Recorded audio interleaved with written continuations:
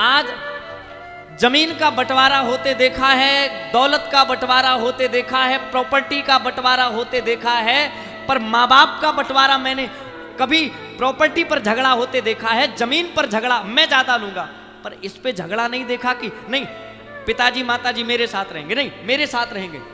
झगड़ा तुम रखो 6 महीने, हमने रखा तुम रखो। ये आप अपनी किस्मत मानना, मैं हाथ जोड़कर कहता हूं, आप अपने आप को सौभाग्यशाली मानना।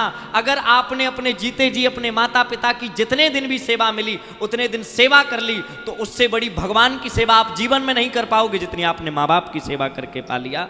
वो आप कभी जीवन में नहीं पा पाओगे जो माँ बाप की सेवा से आपको प्राप्त होता है। आप कहते हो हम मंदिर जाएंगे, आप कहते हो गुरुद्वारे जाएंगे, तो साहब मैं विश्वास के साथ कहता हूं मंदिर आपको वो सुख देगा या नहीं वो बाद की बात है, पर सच बताएं मंदिर जब तक माता पिता है तब तक आपका मंदिर आपके घर में है। आप उनको प्रणाम करके जाओ, उनके पांव छू करके जाओ। दुनिया का कोई ऐसा काम है जो तुम्हारा कभी न बनता हो, पांव छू करके जाओगे, बने नहीं तो एक बार मुझे फोन लगाकर पूछ लेना हमारी समिति के, महाराज जी आज मैंने मां के पांव छुए, काम नहीं बना। बनेगा, आप करके देखिए। मां आपकी धरोहर है, और सच बताएं मां आपको आपके खुद से ज्यादा आपको चाहती है। आप गांव में रहते हो, आपने अनुभव किया होगा, कई बार गांव में ऐसा हो जाया करता था कि शहर दूर होता है तो सब्जी नहीं आ पाती है, तो पत्नी कहती है क्या आप सब्जी नहीं तो अचार से खाओ। तो आप अनुभव कल्पना अपनी करना, सोचना जरा। माँ जब सुनती है, माँ कहती है दुल्हन हमारे बेटा ने बिना सब्जी के कभी रोटी नहीं खाई, और बेटा हाँ दुल्हन को रोक दो, ये बाबूजी से शिकायत न करे तो हम पड़ोसन चाची के यहाँ से तुम्हारे लिए एक कटोरी सब्जी मांग करके ले आए, और वो अम्मा भरी दोपहरी में तुम्हारे लिए सब्जी मांग कर ले आती है ताकि मेरा बेटा सब्जी के साथ रोटी खाए। बोलो हाँ जी कि ना। ऐसा किन किन के साथ ये मां कर सकती है, और आप किसी से करवा के दिखा लेना कि वो ले आए तुम्हारे लिए, नहीं जाएगी। ये मां है। और इसीलिए मैं पूरे सदन से निवेदन करता हूं, मैं पूरे सदन को प्रणाम करके कहता हूं, आप मंदिर जाओ, गुरुद्वारे जाओ, कहीं भी जाओ, पर भगवान मिलेगा आपको कहां। हमारे पास ऐसे कई भक्त लोग आते हैं जो कहते हैं प्रभु महाराज जी हम सच बताएं हमारे पास कुछ नहीं था। बहुत भक्त लोग आते हैं और जीवन भर हमने कुछ कमाया भी नहीं, गांव में रहते थे, फिर सोचा चलो अब गांव में बहुत दिनों रहा, गांव में कोई व्यापार होता नहीं था। ऐसे कई भक्त हैं, मैं उन 2-4 के नाम भी आपको बता सकता हूं। भोपाल में रहते हैं, वो बता रहे थे महाराज जी हम गांव में रहते थे तो माता पिता को लेकर शहर में किराए पर रहने लगे भोपाल में। शुरू में बड़ी समस्या हुई, लेकिन जब मैं रोज नौकरी के लिए जाता था, किसी व्यापार के लिए, किसी ठेके के लिए, तो घर से अपने माता पिता के पांव छू कर जाता था। 2 साल लगे महाराज जी, धीरे धीरे धीरे धीरे एक क्रम बन गया।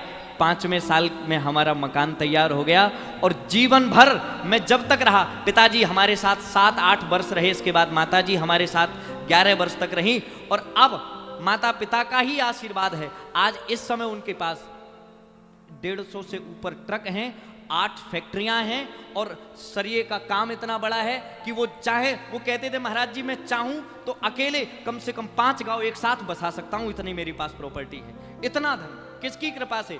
और सच में उन्होंने माता पिता की ही सेवा की, और मुझे लगता है यहां भी हमारे द्विवेदी परिवार के द्वारा पिताजी की ही स्मृति में, पिताजी के ही समय में ये राम दरबार का, सीताराम दरबार का जो निर्माण किया गया, उन्हीं के पावन उपलक्ष्य में, और इस बार तो पूज्य पिताश्री की मूर्ति अनावरण में, उनकी प्राण प्रतिष्ठा के उपलक्ष्य में यह उत्सव रखा गया।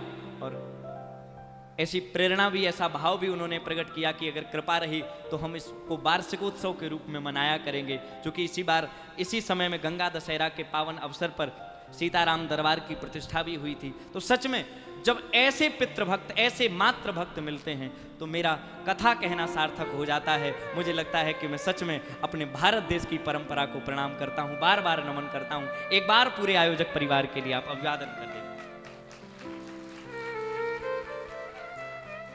मैं पूज्य पिताश्री जो इस पूरे आयोजन के सूत्रधार हैं, वे भले ही शरीर से नहीं है परंतु किसी ना किसी रूप में यहाँ विराजमान होकर कथा का आनंद ले रहे होंगे, और उन्हीं की प्रेरणा से मैं यहाँ आया हूँ और हनुमान जी महाराज के रूप में यहाँ प्रभु विराजमान हैं।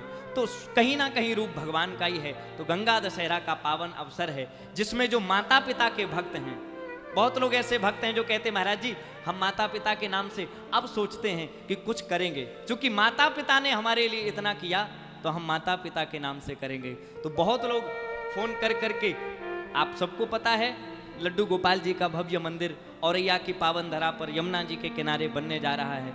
बहुत लोग ऐसे हैं जो माता जी के पिताजी की पुण्य स्मृति में वहां पर कई गज भूमि दान करते हैं। तो मुझे जब ऐसे भक्त लोग जुड़ते हैं तो मुझे लगता है सच में ये भारत देश आज भी माता पिता के, भले ही श्रवण कुमार नहीं है पर किसी न किसी रूप में आज पुत्र अपने माता पिता की सेवा कर रहे हैं, तो मुझे गौरवान्वित अनुभव होता है। तो आप सब ऐसी सेवाओं से भी जुड़ रहे हैं, ऐसे सुंदर प्रकल्प में अपना भाव भी अपना रहे हैं। तो आओ 2-5 मिनट जो भक्त इस गंगा दशहरा के उपलक्ष्य में हो रही श्री राम कथा के पावन पर्व पर, गंगा दशहरा पर जिस कथा का पूर्णाहुति एवं भंडारा प्रसाद होना है, उस कथा को विश्राम करें। और यह कथा गंगा दशहरा के दिन विश्राम होने से पूर्व एक दिन पहले ही विश्राम हो रही है।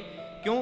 क्योंकि उसके अगले दिन हम लोगों को औरैया पहुंचना है और आप सभी के द्वारा दी हुई सेवाओं से गंगा दशहरा के दिन ही कोई ना कोई निश्चित रूप से वहां पर भूमि का संग्रहण किया जाएगा। क्योंकि मैंने निश्चित गंगा दशहरा का दिन ही किया था, इसीलिए वो दिन हमने विशेष छोड़ रखा था कि गंगा दशहरा के दिन ही उसका जो भी रजिस्ट्री जो भी होता है वो किया जाएगा। तो ऐसी प्रभु से कृपा है। तो आप सब लोग जुड़ जाओ गंगा दशहरा के पावन अवसर पर अपनी सेवाओं से। आओ कुछ भावों से नाम आए हैं तो उनके नाम सुने, इसके पश्चात पावन कथा से पुनः जुड़ते हैं। प्रेम से बोलो जय सिया राम। जय सिया राम।